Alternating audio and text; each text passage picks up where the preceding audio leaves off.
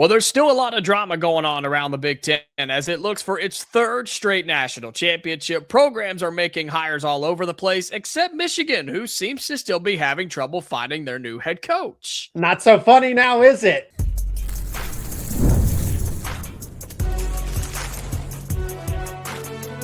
You are Locked On College Crossover, part of the Locked On Podcast Network. Your team every day. Welcome into this Locked On College Crossover of Hoosiers and Nittany Lions. I'm Jacob Goins of Locked On Hoosiers. He is Zach Seyko, host of Locked On Nittany Lions, who has nothing to say about the Michigan head coaching search. Nothing, not at all. That they continue to be on, and he's not salty that it took Penn State as long as it did. But I don't care. A lot of well, I guess we'll find out. We got a coach. I don't care. We got a coach.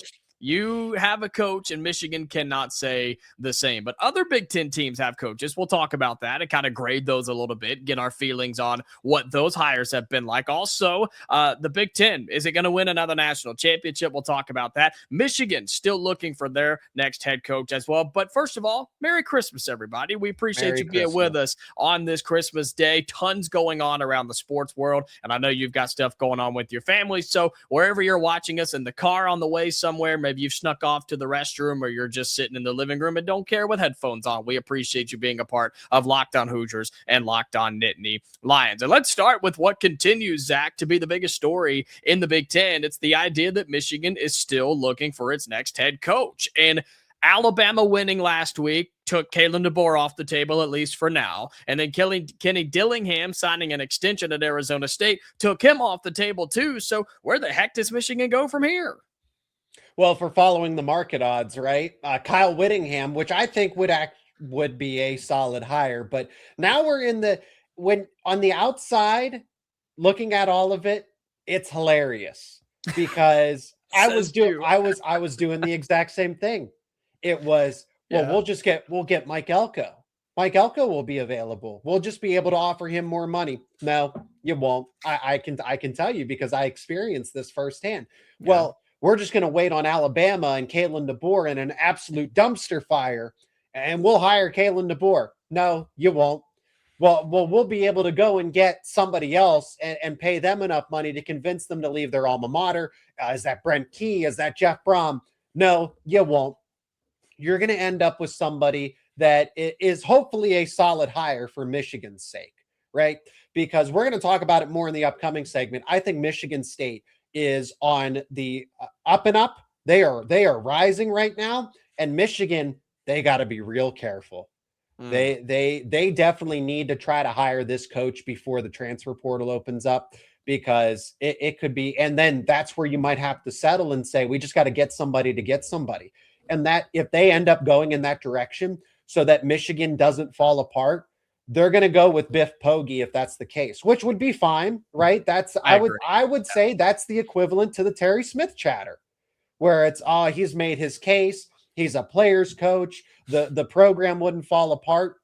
But I don't know, unless there's a total wild card that's in the NFL, I don't know who Michigan is hiring at this point that elevates them. This is probably somebody that is a stopgap, which Biff Poggi might be your best hire at the end of the day. That's why I started off by saying Kyle Whittingham, because I think he's one of the only few guys, because Kenny Dillingham told you no. Kalen DeBoer told you no. For now. Your prime, and those would have been A+ hires. So I'm glad that Michigan didn't get them. But everybody else that's kind of realistic to this point, even what is Jeff Brom ultimately? Does Jeff Brom elevate Michigan? Yeah. No, he doesn't. I like the idea. I think Clark Lee of Vanderbilt was floated as a guy that could really possibly take them a step forward. It'd be a good hire. I like Clark Lee as a coach. How would he fit at Michigan? I'm not sure, but that's an alma mater guy. That's a guy that's at his alma mater, loves where he's at. It's going to be difficult to get him away. So Kyle Whittingham, I think, is somebody that's different, but somebody that could be good for Michigan if you give him the resources. I don't think he ever had that at Utah, the true resources. Then they push him out because they're going into completely different. The second they get resources, they push out Kyle Whittingham. A guy who was there for 2 decades. Go figure, right? So Whittingham would be good. Biff Poggi, he would be a 1 to 2 year guy so that you could start this process all over again, which might be the best case scenario for Michigan. But like I said, it's not so funny now, is it? Yeah, I mean, listen to the conversations we're having, because you're exactly right. These were the identical conversations we were having with Penn State just a couple of weeks ago. And the one that sticks out to me is the idea that we're still talking about not having a head coach. And how long did the Penn State one go, Zach? I mean, 4 or 5 weeks, right? 54 days. Ooh, but who's counting in State College, right? 54 days. Doesn't matter now. Job. I wonder how long the Michigan job will be open, but I think Penn State got a good hire. And I don't know how many more Matt Campbells are floating around out there. That's I think him is a comparable hire, right? Would you say that's a comparable guy? Someone who was at their former school for a long time, elevated their former school for a long time, but maybe had run its course and kind of peaked out there. I think Whittingham could work at Michigan, but my point to this whole thing is, who would have thought that we would have sat here and said, man, nobody wants the Michigan job? The Michigan can't fill that job? Like, that's kind of crazy to think about. You have guys telling them no, and they're still out there on the market. The only big job on the market right now, and Michigan can't find the answer to it. And so I think Whittingham would be good. Not great, but good. Yeah. I'm not convinced, and this is not any insider information or anything like that. I think that Kalen DeBoer is not 100% off the table just yet. There is a world. We're doing it. We're doing it. There's a world where Alabama loses to Indiana in the Rose Bowl, which is on what day? New Year's Day, which is January 1st. He could become the Michigan head coach that night, and the portal opens on January 2nd. I'm just saying. I'm just speculating. Drink the Kool-Aid. Do it. It's fun. I loved it. It was great for content for weeks. Do it. Yeah. I mean, look, I'm not saying it's going to happen, but I wouldn't be overly surprised if it happened either. But I would. Michigan's got to get this locked down, man. Michigan's got to get this locked up. You're right. Before January 2nd, when the portal opens, or they're in big trouble, man, because the transfer portal nowadays, you've got one cycle, you've got a week to get this thing figured out. And if you're not making phone calls, let's just be honest, before it opens, you're in big trouble. Biff. And Michigan could find themselves in that spot. Biff. That's why they got to go with Biff, because it was the same. And that's to the point of the conversation where you are. Because it was the exact same timeline. Okay, you go and swing for the fences. You make those calls. Mike Elko, you got to try. You got to flip over every stone. You try. Mike Elko, Marcus Freeman, Lincoln Riley, whomever. Penn State was there too. They did the exact same thing. But the difference now is there's no Matt Campbell type of head coaches that are remaining.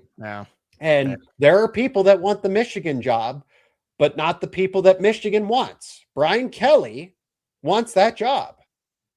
He would love that job. And I think he would do well. But does Michigan want Brian Kelly? No, they do not. So you're going to go. I think Kyle Whittingham would be the best possible hire. Biff Poggi would not be a bad hire. Just know that Michigan's probably going to. Here's the thing, though, with Poggi.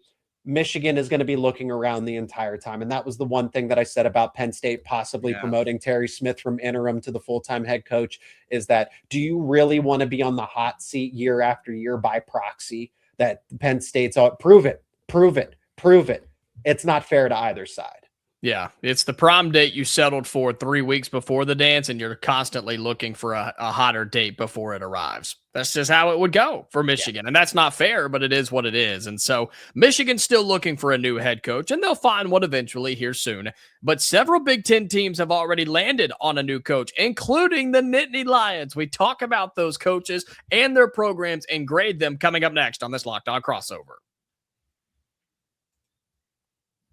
This Locked On crossover of Hoosiers and Nittany Lions is brought to you by FanDuel. This Christmas Day, a triple header of the NFL. So if you're watching or listening to this as the day is getting started, this is a day for you to be involved. I mean, how does it get any better than 3 NFL games on Christmas Day? They've decided to take over the day, and you can be a part of it with FanDuel, where one big play and suddenly everything feels different. That's what makes live betting with FanDuel so exciting. You're not just watching the game, you're reacting to it in real time. time. Zach, I know you're going to have the games on around with your family. I'm going to have the games on, and all of our listeners will too. So why not make it a little bit more enjoyable? Jump up and cheer for that third quarter touchdown for absolutely no reason other than you having something placed with our friends at FanDuel. They've got live spreads and money lines that adjust instantly, plus player props that update as guys heat up. So if you want to be right in the middle of the action this season, visit FanDuel.com and place your NFL live bets all season long. FanDuel, the game moves fast, and so can you.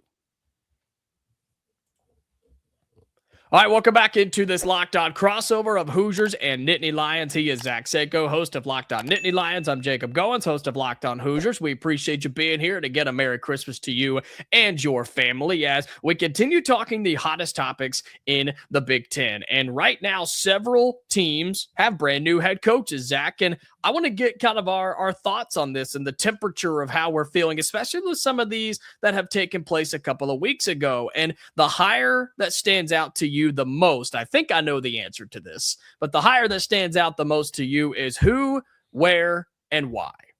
If I'm being objective, right, I am going to go with Michigan State and Pat Fitzgerald, especially, but it's also predicated on the fact that Michigan, it doesn't know what they're doing. Okay, so this is a prime opportunity for Sparty to go and take back the state of Michigan, or at least take a piece of it, a big piece. So you have Michigan State trending, you have up, you have Michigan trending down. So it's kind of a twofold situation. Of course, as the Penn State podcast host, I'm going to say Penn State.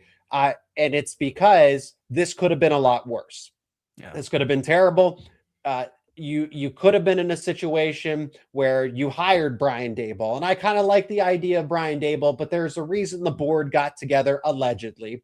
The board, the powers that be, got together to allegedly stop Penn State, Pat Kraft, from making that hire. Okay, you got Matt Campbell. I'm just saying it could have been a lot worse. So because of that doomsday scenario, Penn State, the fact that you got Matt Campbell out of this, you got somebody that not only is going to stabilize the program, potentially take you to new heights, but be a lifer.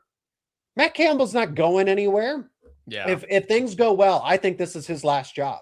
And that doesn't mean, he needs to win 3-4 national titles for him to stay. No, it needs to be that Penn State invests in him because you are going to get his commitment. As long as you are committed to Matt Campbell, he's not going anywhere. He spent a decade at Iowa State of all places. You mean to tell me he's going to look to leave Penn State with all the resources and everything he could ever ask for there? And this is his family's close by. They're 2 hours away. His parts of his family did grow up in Pennsylvania. This is somewhat of a homecoming for him. I know he's a Northeast Ohio guy, but still, it's just you couldn't have lucked out any better if you're Penn State. So that's why I would go with the Nittany Lions, but I have different reasons for anybody. UCLA made a good hire. I don't think that there's anybody in the Big Ten that made a bad hire that's like, whoa, why did you do that?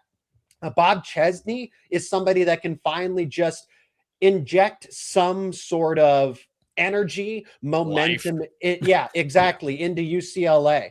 I think USC, especially with someone like Lincoln Riley, who's just like, is he looking over his shoulder? Is he trying to leave? That's another situation where USC's success is somewhat also dependent on UCLA just being trash. And if Bob Chesney keeps them at least, above average, well, then that's going to spell bad news for the Trojans. So Bob Chesney, and it's not going to fit right away, but I think in due time, California is big enough.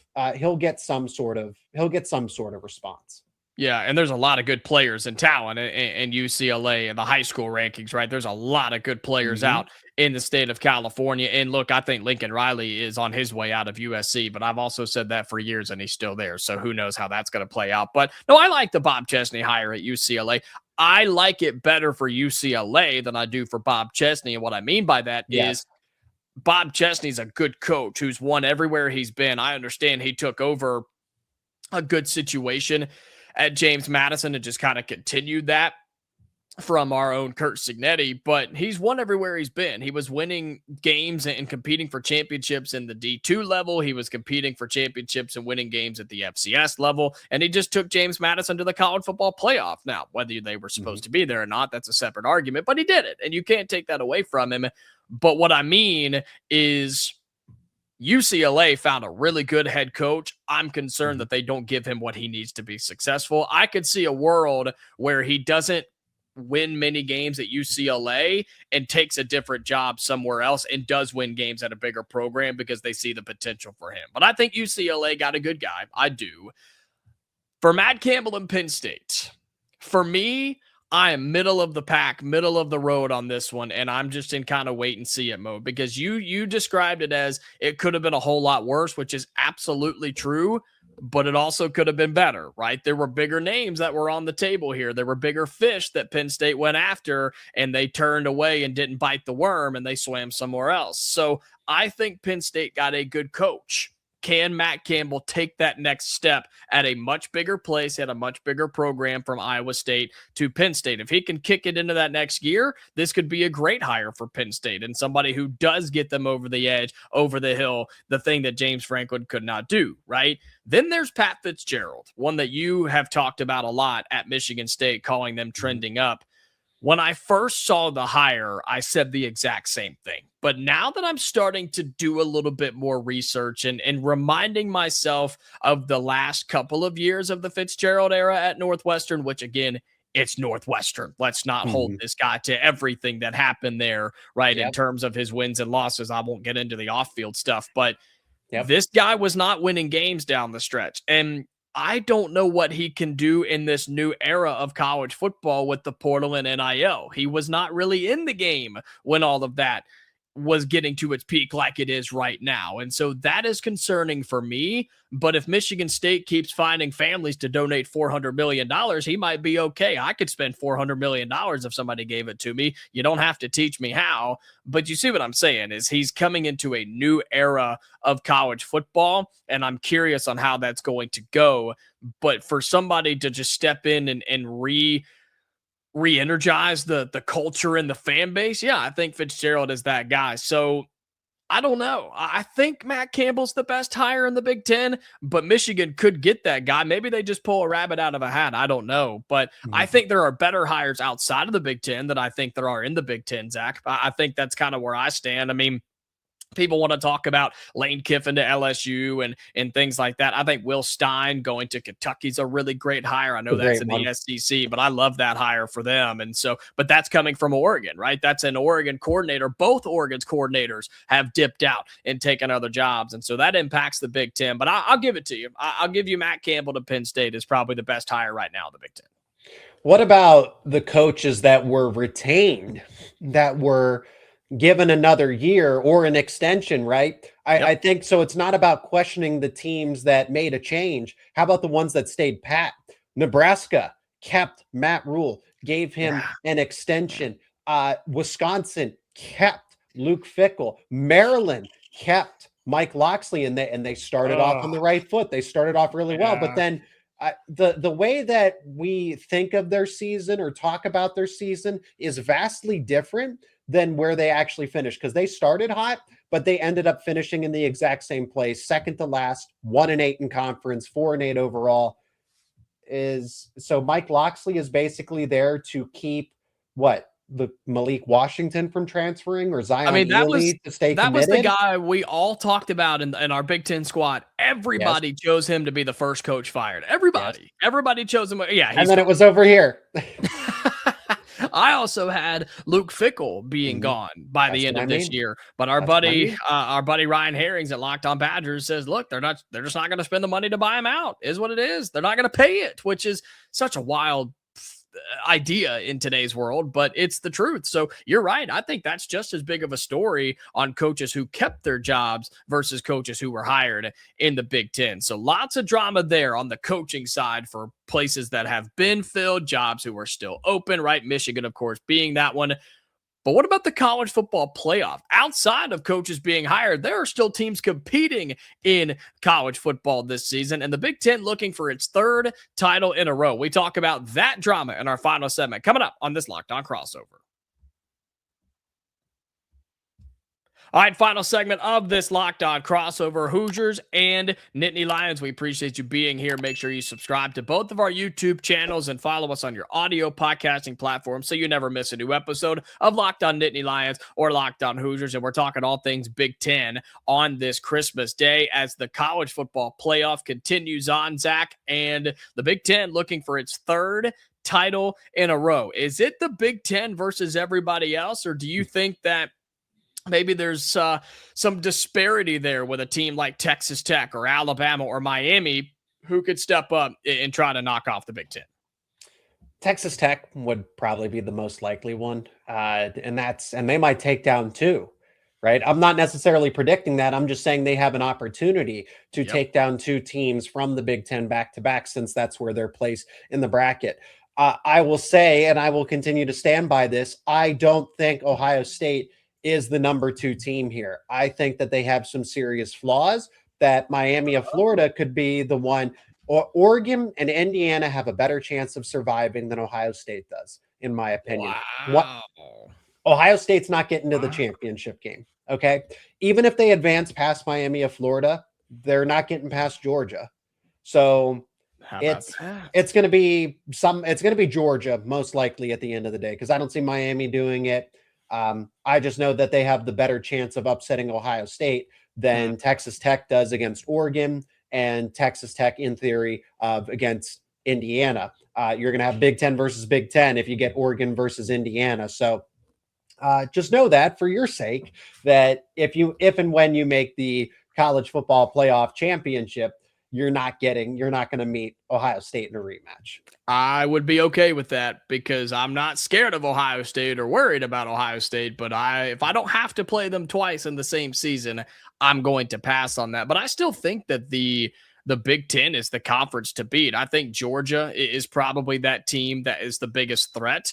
Texas Tech, I got to see it against a team like Oregon. They're a fantastic team. That defense is legit, and their offense is just as good, and people just don't talk about Texas Tech for whatever reason. I think Oregon could be in trouble, but I think Georgia is that team, and their head coach is the reason why, right? Kirby Smart is one of the best in-game defensive adjusters that I've ever seen, and that keeps them in every single game. Their offense is good enough, right, with the talent they have on that side of the football. And so Georgia getting to play Ole Miss in this second round, a team they've already seen this year without their true head coach. I know Golding's taken over, but this is his first head coaching job, and his first head coaching game was against Tulane. Like, let's be real. I just think Georgia will demolish Ole Miss in their first round game. And if Georgia can get Ohio State slipping, or if they play Miami, they're going to win that game. And then I think it's Indiana. I really do. I know biasy here, but I think Indiana's proven they're the best team in the nation. And even if it's Oregon that makes a run, I trust the Ducks to do some damage with Dan Lanning and Dante Moore. So I think Georgia or Texas Tech. Miami beating A&M was an anomaly to me. Shout out to them. I didn't believe it. I didn't think they could do it, but no, I didn't think they could either. I mean, I hope, though, that the Big Ten wins another title, even if it's not Indiana. I hope it's Indiana, Oregon, or Ohio State. Maybe not Ohio State, but you know what I'm saying. We want the conference to win and go for its third in a row, simply because it would just make everybody else mad, Seyko. Well, and that's just it. The SEC is scrambling to find a way to just get one back. And the Big 12 wants a seat at the table. The ACC wants to say, see, we belong in the Power 2. The Power 2 conversation shouldn't exist because Miami got there. Well, you would have some credence there if they beat Ohio State.